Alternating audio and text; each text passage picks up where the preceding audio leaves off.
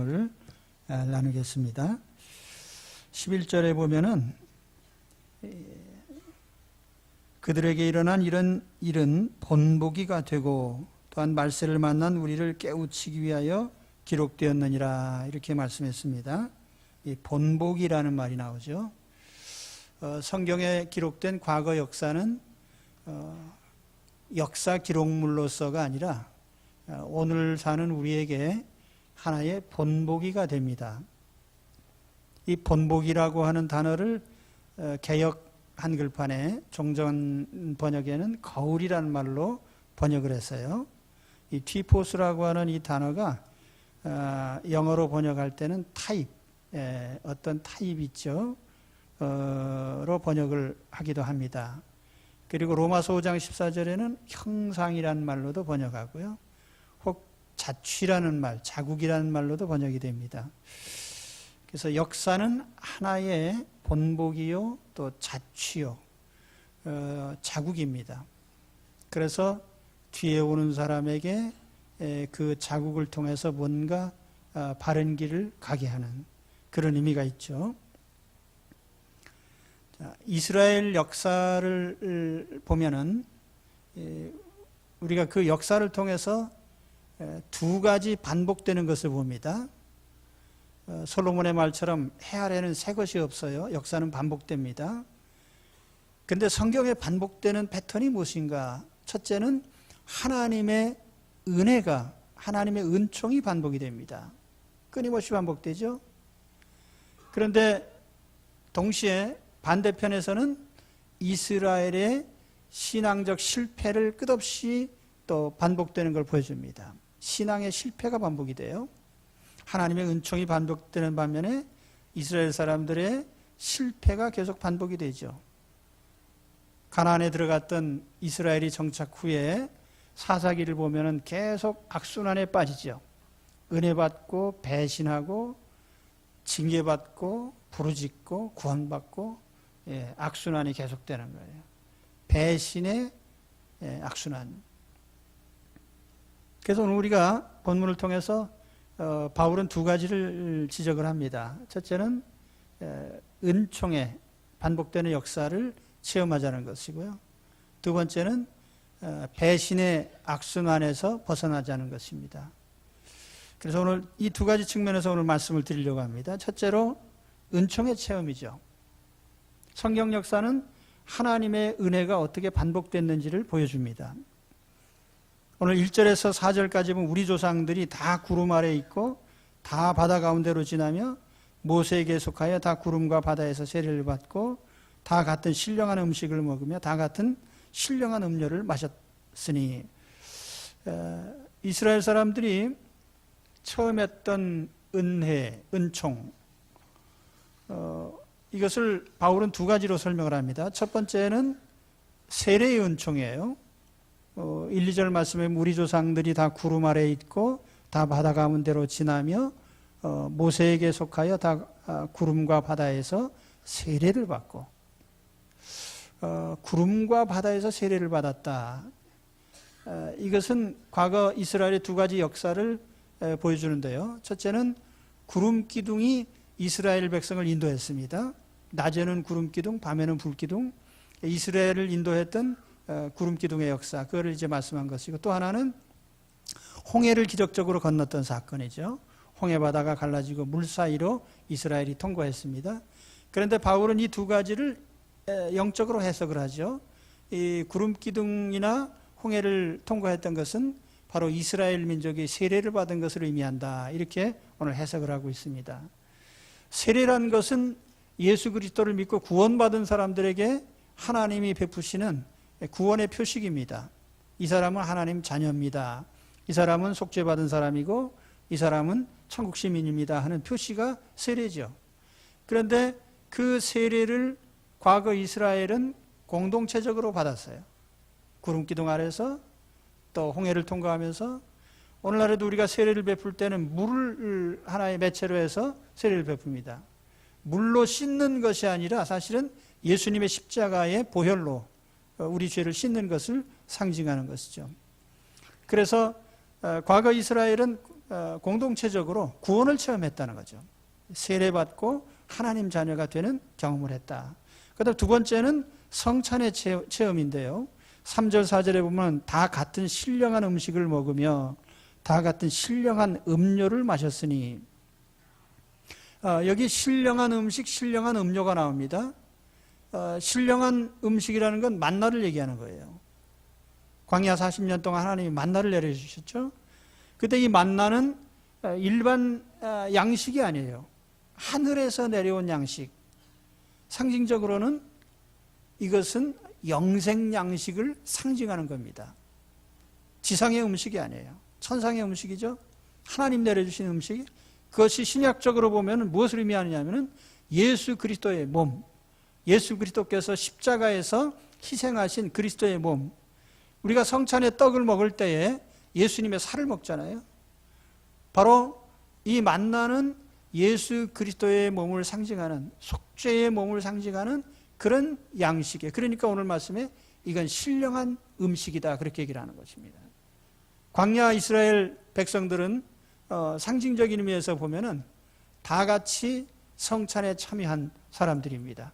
신령한 음료라고 하는 것도 그래요.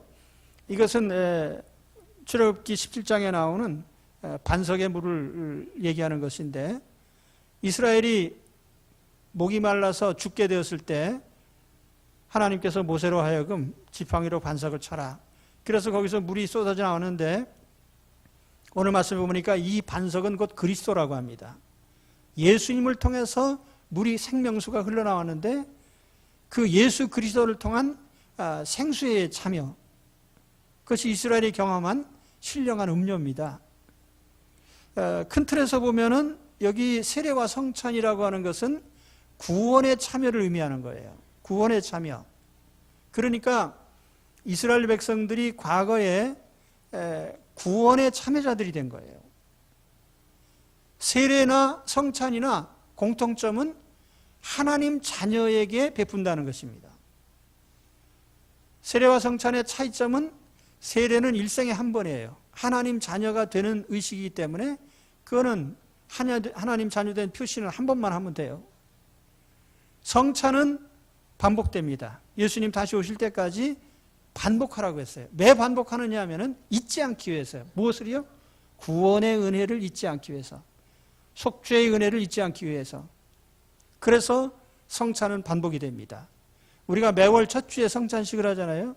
이 성찬은 우리가 예수님께 속죄받고 구원받은 것을 잊지 않기 위해서, 기억하기 위한 의식이에요. 그러니까 구약에도 보면은 굉장히 중요한 두 가지 절기가 있죠. 유월절과 초막절입니다. 이게 히브리 말로 하면은 이 유월절과 초막절은 이 자카르를 위한 기념식입니다. 자카르, 리멤버예요. 기억하는 거예요. 결코 잊지 않게 하기 위해서요. 오늘 말씀에 1절에서 4절까지 이 다라는 단어가 5번 나옵니다. 다. 다 세례받고, 다 신령한 음식 먹고, 다 신령한 음료 마시고, 다 은혜 체험했단 말이에요. 다시 말하면 이스라엘의 구원 체험은 개인적인 것도 있지만은 공동체적인 것이에요. 그렇기 때문에 세례와 성찬은 개인이 하는 것이 아니고 공동체적으로 참여합니다. 공동의 구원 은혜를 공유하는 것이죠. 그래서 오늘 우리가 교회가 세례 성찬식 할 때 어느 개인에게만 하지 말고 공동체적으로 해요. 왜냐하면 이것은 공동의 구원 체험을 공유하는 것입니다. 그래서 교회는 언제나 내가 예수 그리스도를 통해서 받은 구원을 잊지 않도록 계속해서 기억시켜주는, 이것이 교회의 사명이에요. 우리가 은혜 생활하는 비결입니다. 내가 받은 구원을 잊지 않기 위해서요. 그러니까 하나님은 구약시대에는 자기들이 받은 구원을 잊지 않게 하기 위해서 유월절과 초막절의 의식을 제정해 주셨거든요. 그럼 오늘 우리는 주님께서 내가 받은 구원을 잊지 않게 하기 위해서 세례와 성찬을 제정해 주신 거예요.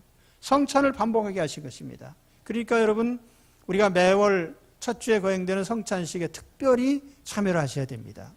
그래서 저는 이 성찬이 구원의 은혜를 기억하고 회복하는 치유와 회복의 시간으로 늘 말씀드리잖아요. 성찬은 하나님이 베풀어 주시는 특별한 은혜의 시간입니다. 구원의 감격을 회복하고 기억하고 하나님이 우리의 모든 믿음과 생명을 회복시켜 주시는 은총의 시간이에요. 그래서 오늘 우리가 과거 이스라엘의 역사를 통해서 항상 기억해야 될 것, 하나님의 은총은 반복되는데 그 중심에는 구원의 은혜가 항상 자리 잡고 있다. 우리는 이 구원의 은총에서 항상 이탈하지 말아야 돼요. 그 다음 두 번째가 나옵니다만 이 두 번째도 사실은 구원의 은혜를 잊어버린 데서 오는 겁니다. 배교, 배신, 실패, 구원의 은혜를 잃어버렸을 때 우리는 쉽게 거기에 빠지는 거죠.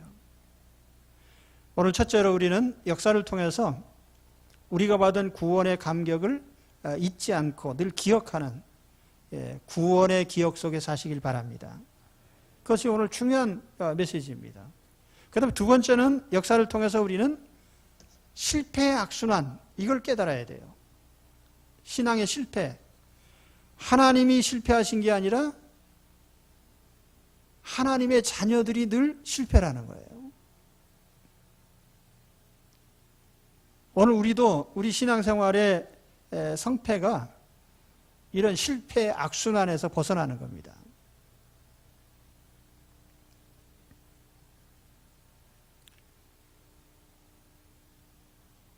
참 희한하게도 이스라엘은 은혜 받은 후에는 쉽게 배신에 빠져요. 그러니까 출애굽 후에 가나안 정착을 하고 사사기에 가서 보면은 하나님이 축복의 땅에 인도하셔서 정착시켜 놓으니까 즉각적으로 우상숭배에 빠지는 거예요. 배교에 빠지고 배신에 빠지고.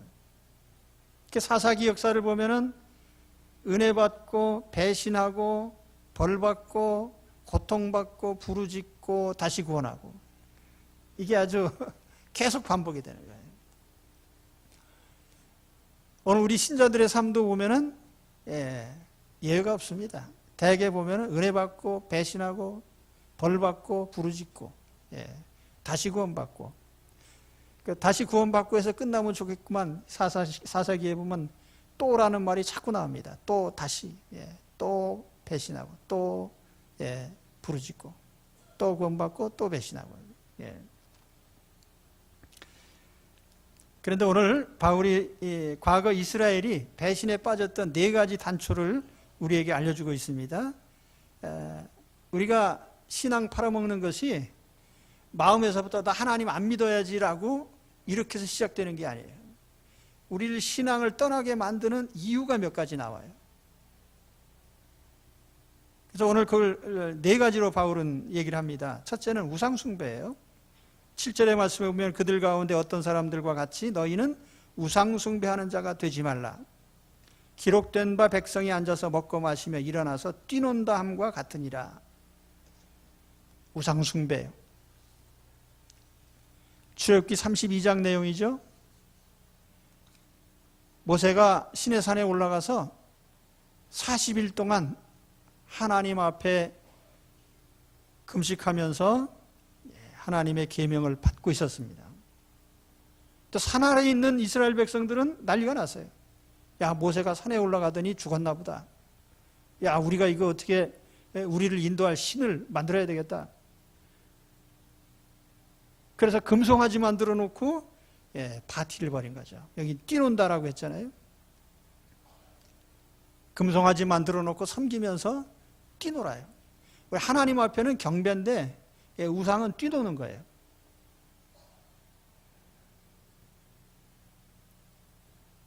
참 신기해요. 우상 숭배와 뛰노는 것. 요즘 TV 프로그램 중에 제일 인기 있는 것, 제일 인기 있는 사람이 누구인가 하면은 엔터테인먼트에 종사하는 사람들이에요. 엔터테인먼트 프로그램이죠. 오락, 즐기는 것. 그런데 그것이 묘하게 우상하고 다 연계가 돼 있어요.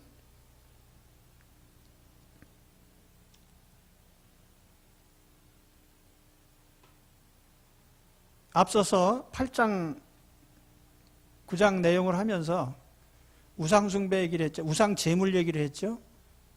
우상 제물과 우상 숭배는 성격이 완전히 다릅니다. 우상 제물이라는 것은 그거는 음식에 불과한 거예요. 그러니까 먹든지 말든지 아무 상관이 없어요. 본질적으로 차이가 없습니다. 그런데 우상 숭배라고 하는 것은 전혀 그건 다른 거예요. 천지 만물을 지으시고 다스리시는 분은 오직 한 분 하나님밖에 없는데 피조물을 향해서 섬긴다 그러면 그거는 창조주 하나님께 대한 모독이거든요. 저도 알지 못할 때에는 뭐 산신령님도 섬기고 용왕님도 섬기고, 예? 거목나무 귀신도 섬기고 부뚜막 귀신, 대두포 귀신. 옛날 시골 가면요 장소마다 다 귀신이 있어요. 예, 부뚜막 귀신을 잘 섬겨야 음식 요리가 잘 되는 거예요. 대들보 귀신이 있어야 또 집안이 평안한 거예요. 장독대 귀신을 잘 섬겨야 장맛이 나는 거예요. 그러니까 옛날에 시골에 가면 다 귀신이에요, 전부. 예. 바다에 나가는 사람은 용왕님, 서양 사람 포세이돈, 예. 하늘의 제우스, 그죠? 그러니까 신들이 다 있는 거죠. 예. 전부 모든 피조물이 신인 거예요. 그래서 우상 숭배하는 사람들은 그 우상과 제2계명이 뭐냐면은 우상이고요. 제1계명은 하나님은 한 분밖에 없다. 하나님 외에 다른 신을 인정하지 말라는 것입니다. 그래서 우상 숭배에 보면은 그 신들이 다 형상화되어 있어요. 그러니까 태양신, 예? 달신, 산신령, 예? 평지의 신, 바다의 신.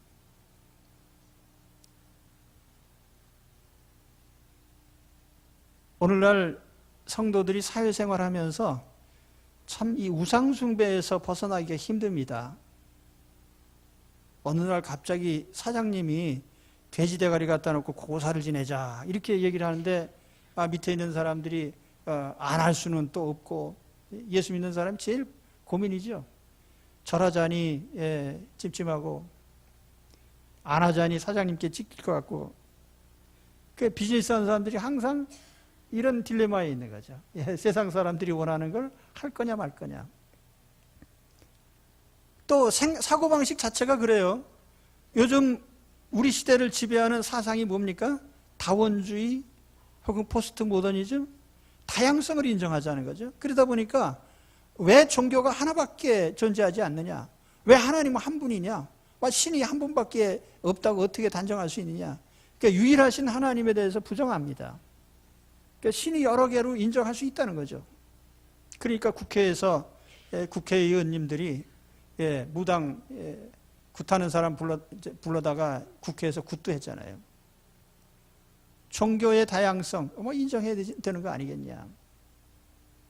그러니까 세상 사람들의 이런 다원주의 사고방식에서 우리가 유일성을 믿고 신뢰하면서 가는 게 얼마나 힘들어요. 여러분, 하나님 한 분밖에 없다는 걸 믿으십니까? 구원의 길이 한 분밖에 없다는 걸 믿으십니까? 이렇게 믿는 사람이 세상의 다원주의 속에서 어떻게 버텨나갈 거예요? 힘든 일이죠.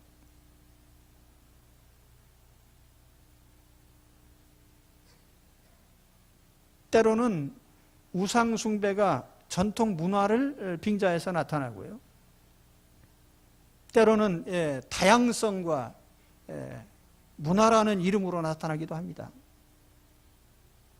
그런데 분명한 것은요, 하나님은 한 분밖에 안 계십니다. 한 분밖에 없습니다. 하나님 한 분이십니다. 그래서 하나님이 지으신 피조물을 섬기는 것은 하나님을 모독하는 거죠. 이 창조주가 계신데 하나님이 지어놓으신 거목나무에다 대고 고사를 지내고 그러면 하나님이 기뻐하시겠느냐고요. 기뻐하시긴커녕 하나님이 화가 나시죠. 진노하시죠. 근데 아까도 말씀드렸지만은 우상 숭배, 이것이 엔터테인먼트하고 교묘히 교합이 되어 있어요. 그러다 보니까 사람들이 즐기다 보면 우상 쪽으로 가는 거죠. 예. 그래서 우리가 우상 숭배의 이러한 나도 모르는 사이에 우상으로 끌려가는 데서부터 자신의 삶을 잘 돌아보고 차단을 하셔야 됩니다. 그 두 번째는 음행이에요. 음행. 두 번째로 신앙 팔아먹는 지름길이 음행입니다.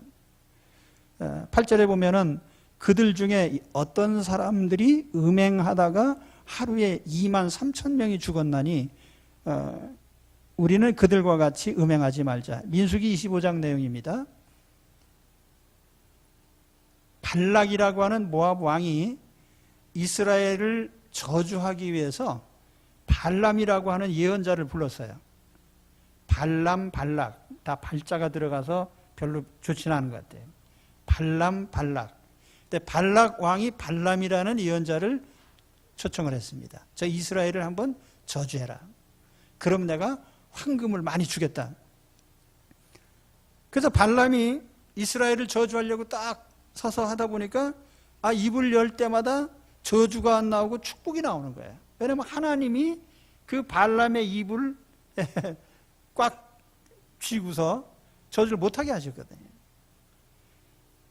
그래서 발람이 몇 차례 이거는 장소가 나쁜가 보다 해서 자리를 옮겨가면서 저주를 하려고 했는데 안 나와요, 저주가. 그래서 그가 유명한 말을 했잖아요. 민수기 23장 19절에 보면은 하나님은 인생이 아니시니 시건치 않으시고 인자가 아니시니 후회가 없으시도다. 어찌 그 말씀하신 바를 행하지 않으시며 하신 말씀을 실행치 않으시랴. 내가 축복의 명을 받았으니 그가 하신 축복을 내가 돌이킬 수 없도다. 그래서 발람이 일단 저주하는데 실패했어요.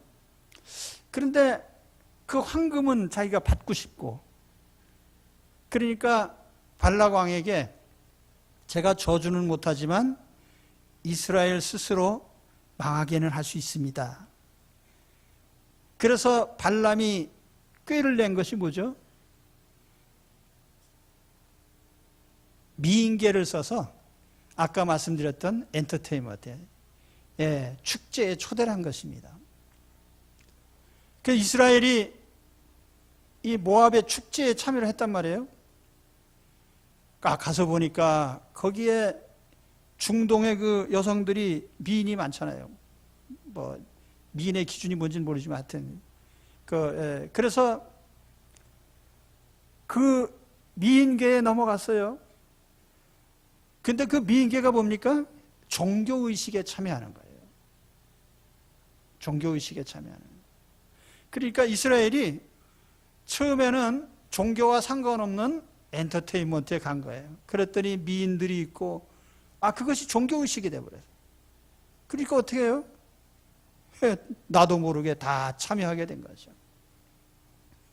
그래서 오늘 말씀 보니까 2만 3천 명이 죽었다는 겁니다. 그럼 우리가 직접적으로 신앙 팔아먹는 일은 안 해요. 그런데 우리가 음란을 통해서 신앙을 파는 길로 인도를 하면 슬그머니 다 따라갑니다. 이것은 광야 시절이나 지금이나 똑같습니다. 그 원리가. 전 오랫동안 목회를 하면서요, 직접적으로 신앙 팔아먹는 사람들은 별로 본 적이 없어요. 그런데 이렇게 지름길로 가는 음란죄에 빠졌다가 신앙 팔아먹고 그런 사람 무수히 많아요.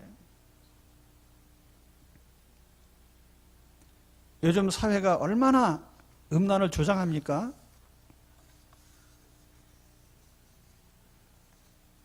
어떤 대학원생이 석사학위 논문을 쓰면서 서울 지역에 있는 초등학생 약 1000여 명을 대상으로 설문조사를 했습니다. 전체의 42.6%가 음란 사이트에 접속을 했다. 이게 한참 전 통계예요. 그러니까 지금은 더 하겠죠. 저는 중학교 1학년 때 음란 사진을 처음 봤습니다. 그때도 바보 같은 애들은 잘 못 봐요. 저는 그 루트를 알았거든요. 그래서 그 당시에 보고 충격에 빠졌어요. 인간이 이렇구나. 근데 그때 나는 애가 어떻게 생긴지 몰랐거든요. 그래서 엄마 아빠가 결혼하시고 손붙잡고 자면은 아이가 생긴 줄 알았는데 그러다 갑자기 그 사진들을 보니까 당황스러운 거예요. 지금 60년이 지난 지금의 상황은 얼마나 달라졌을까요? 신문, 잡지, 텔레비전, 거리 판촉물 모든 매체들이 음란을 조장해요. 그러니까 지금 형법상에도 폐지됐잖아요. 간통죄라는 게.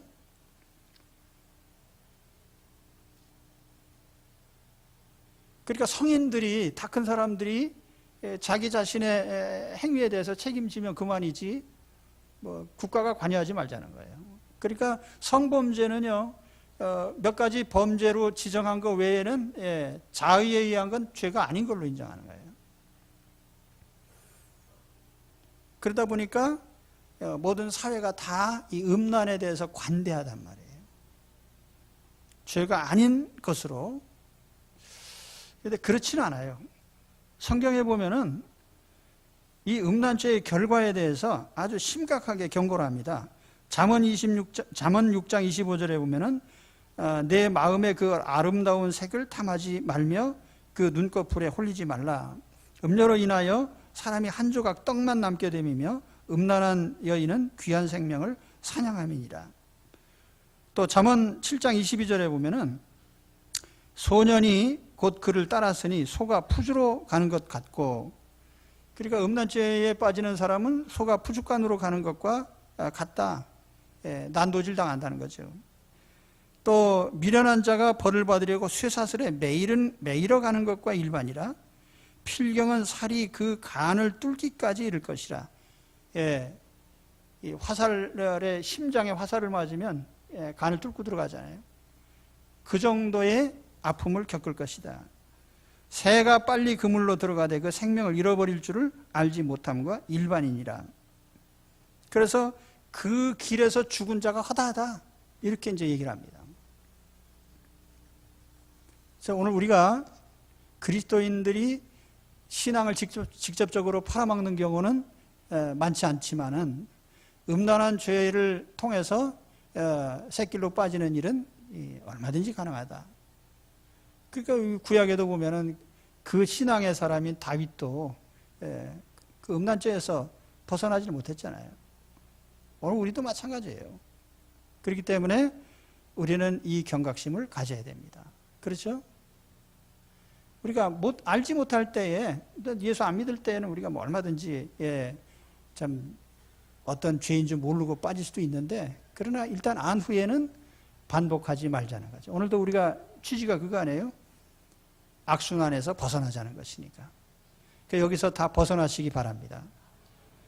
그리고 음란죄라고 하는 것은 보는 데서 시작했는데 요즘 세상엔 다 보여주거든요. 그래서 그러나 보는 거에 어쩔 수 없지만은 실천에는 절대로 옮기면 안 되는 거예요, 이게. 보는 것은 어쩔 수 없어도 실천에는 절대로 안 된다. 그죠? 그래서 여기서 벗어나시기 바랍니다. 그 다음에 세 번째는 하나님을 시험하는 일이고요. 네 번째는 원망인데, 이 하나님 시험하고 원망하는 거 항상 붙어 다닙니다. 하나님이 진짜 계시냐?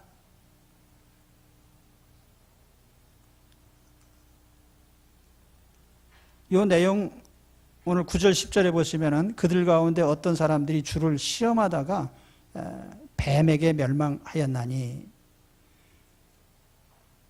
이 뱀은 상징적으로 사탄을 의미하잖아요. 우리는 그들과 같이 시험하지 말자. 그들 가운데 어떤 사람들이 원망하다가 멸망시키는 자에게 멸망하였나니 너희는 저희와 같이 원망하지 말라. 민수기 21장과 16장에 나오는 내용을 합친 것인데요. 광야 40년의 역사를 보면은 원망의 역사예요. 하나님께서 그들을 애굽에서 인도해서 노예에서부터 해방시켜가지고 가나안 땅으로 정착을 시키기 위해서 인도에 가시는데, 그 들어가는 길목에서 40년 동안 내내 원망하는 거예요. 불평하고 원망하고. 원망이라는 것은 삶의 원인을 남의 탓으로 돌리는 것입니다. 특히 자기의 잘못에 대해서 내게 어떤 고난이 오거나 어려운 일이 생기면은 그 원인을 항상 남의 탓으로 돌리는 거예요. 너 때문이야. 모세 때문이야. 아론 때문이야. 지도자 잘못 만났어. 우리가 통상 그렇게 하잖아요. 사는 방식이. 예. 잘 되는 것은 내 탓이고요. 안 되는 건 전부 남이 탓 아니에요.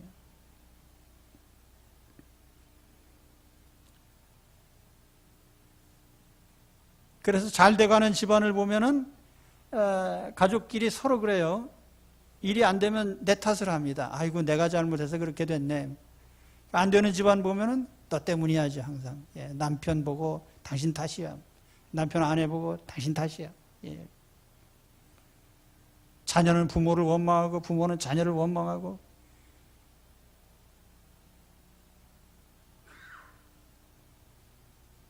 이게 글쎄요, 이 자본주의가 시작된 이후로 이 사회 구조에 대한 모순, 이걸 어떻게 해결할 거냐.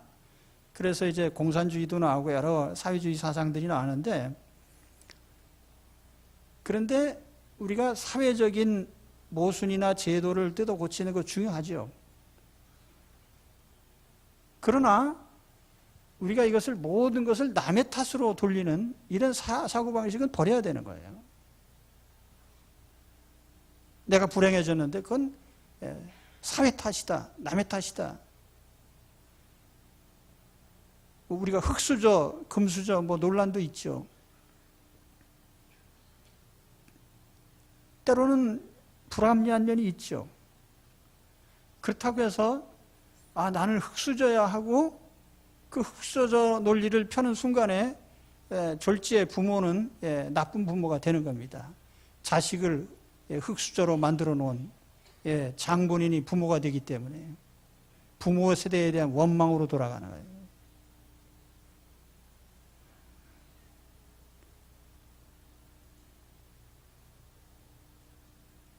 우리가 제일 사회적으로 하기 쉬운 원망이 뭐죠? 대통령 또는 국회의원. 국회의원은 누가 뽑았어요? 국민들이 지역구마다 국회의원 이제 총선 다가오는데요.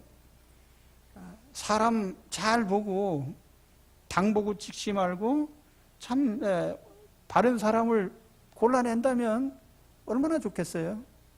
근데 자기들은 전부 당 보고 찍어놓고서는 나중에 자꾸 탓하는 거예요. 너 때문이야.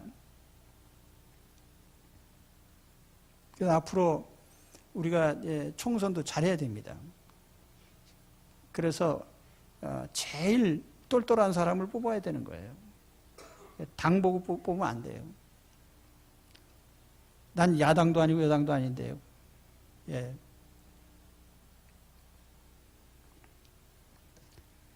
심지어는 천재지변이 나도 남의 탓하고요. 강도 살인을 저지르고 나서도 남의 탓을 해요. 가끔 제가 범죄자가 체포당해가지고 모자 쓰고 마스크 쓰고 이제 인터뷰를 합니다.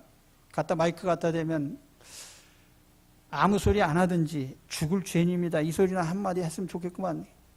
주저리 이 소리 저 소리 자꾸 해요. 난 그거 듣기 싫습니다. 내가 살인죄를 저지르고 나서 부모 탓을 하고 사회 탓을 하고 남의 탓을 하는 것이 옳은 일입니까? 저희 세대는 6.25 전쟁 때 태어나가지고요. 저도 아버지를 못 보고 자란 사람인데 부모 없이 다 길에서 주워 먹으면서 자랐어요. 그 다 나쁜 놈 됐습니까? 아니에요.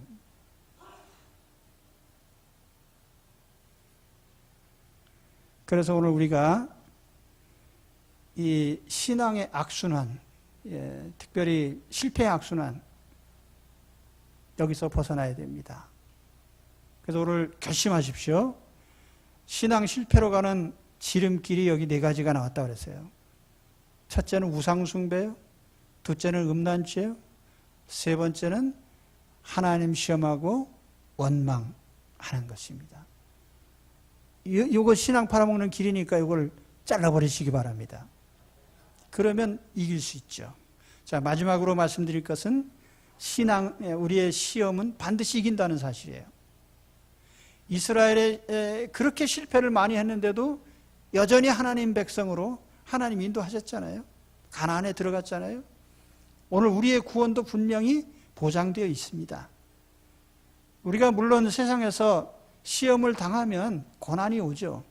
그렇지만 우리가 당하는 시험은 이기지 못할 건 하나도 없어요. 왜냐하면 애당초 하나님께서 이기지 못할 시험은 우리에게 허락도 안 하신단 말이에요. 그 오늘 말씀에 시험을 이기는 두 가지 우리 자세를 얘기하고 있어요. 첫째는 겸손이죠. 오늘 12절에 보시면은 그런 선줄로 생각하는 자는 넘어질까 조심하라. 여기 두 가지 단어가 대조가 되는데 하나는 서 있다고 하는 것, 하나는 넘어졌다고 하는 것인데 일어서 있는 것과 엎드러져 있는 것이 대조되는 거예요. 나는 내 스스로 신앙적으로 서 있다 이렇게 생각하지 말라는 거예요. 나는 지금 참 가장 낮은 상태에 엎드려 있는 거야.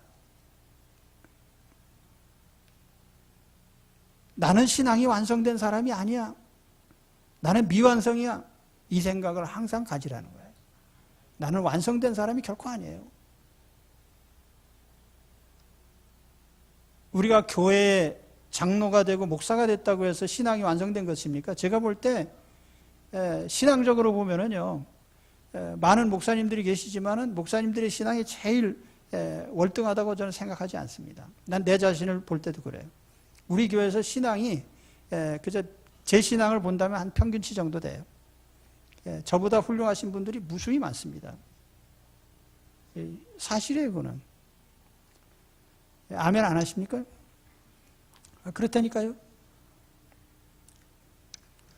그래서 우리가 내 자신은 이 정도면 내 신앙은 됐어라는 생각하는 순간에 넘어지는 거예요. 그래서 항상 자신의 부족함, 지혜의 부족, 지식의 부족, 믿음의 부족, 능력의 부족, 인격의 부족, 부족을 각성하는 중에 우리는 항상 자신을 세워갈 수 있는 거죠. 그리고 또 한 가지는 하나님을 절대적으로 신뢰하는 겁니다. 오늘 13절 말씀이 그죠. 사람이 감당할 시험 밖에는 너희가 당한 것이 없나니 오직 하나님은 미쁘사 너희가 감당하지 못할 시험 당함을 허락하지 아니하시고 시험 당할 즈음에 피할 길을 내사 너희로 능히 감당하게 하시느니라. 신자가 완전히 망하는 것은 하나님 계획상에 없습니다. 그게 신자가 실족한 상태에서 그냥 끝나는 것은 성경에 없어요. 그러니까 우리는 이 하나님의 원천적인 계획을 알고 있어야 돼요. 내가 아무리 시련이 오고 어려워도 하나님은 나를 절대로 넘어진 상태로 방치하지 않으신다. 이 확신을 가지시고 하나님께 대한 신뢰를 굳건히 하시기 바랍니다. 오늘 내게 있는 모든 어려움에 피할 길이 반드시 있습니다. 그래서 하나님께서 우리로 하여금 이기게 하시거든요. 이 신앙을 가지고 승리자들이 되시기를 축원합니다. 오늘 역사에서 배우라고 하는 말씀 드렸습니다. 첫째는 반복되는 하나님의 은총, 특별히 구원의 은혜를 간직하고 있어라. 두 번째는 계속 반복되는 실패의 악순환에서 벗어나라는 거죠. 신앙 실패의 원인이 되는 몇 가지 말씀드렸죠. 우상숭배, 간음, 원망, 불평, 하나님 시험, 여기에서 벗어나셔서 정말 우리의 믿음 생활이 항상 은혜 가운데 있고 또 때로는 시험이 오기는 오지만 늘 이기고 극복하는 이런 승리의 삶이 이어지시기를 축원합니다. 기도하겠습니다.